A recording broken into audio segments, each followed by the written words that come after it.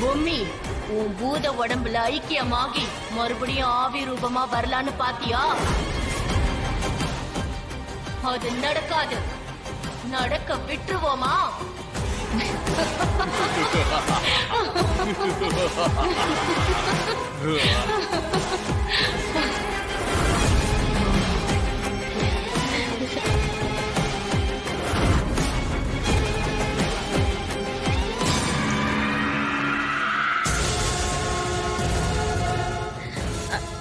ஐய, அத போய் மோந்து பாக்குறேன்.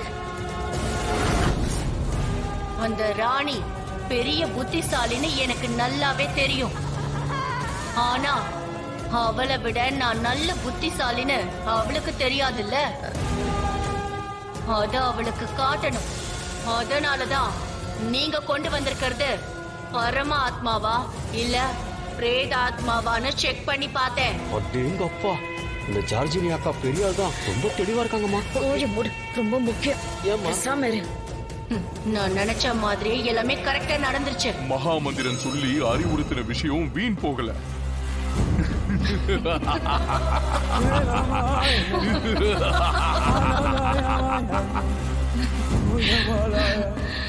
இதுக்கப்புறம் இந்த பொம்மைக்கு மறுஜென்மங்கிற ஒண்ணு இருக்கவே இருக்காது. அந்த அளவுக்கு நான் ஒரு விஷயத்த பண்ண போறேன். ஒவ்வொரு முறையும் நான் உங்ககிட்ட தோத்து போய்கிட்டே இருக்கேன். நீ அவங்களுக்கு உறுதுணையா நின்னு அவங்களை காப்பாத்துறங்கிற பேர் வழியில என்ன தோக்கு அடிச்சுக்க நான் விட மாட்டேன். இந்த ஜார்ஜினியா யாருன்னு காமிக்கிறேன். உன்னை உரு தெரியாம ஆக்குறேன். நீ இனிமே பூமிக்கு வரத நினைச்சு கூட பார்க்க முடியாது பொம்மி. இந்த ஜார்ஜினியாவோட சக்தி என்னன்னு இப்பவாவது தெரிஞ்சுக்கோ.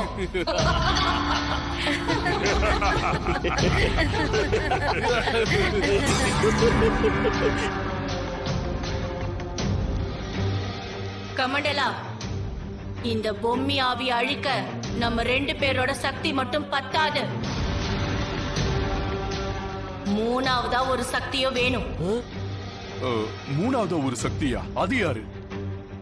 ருத்ரா.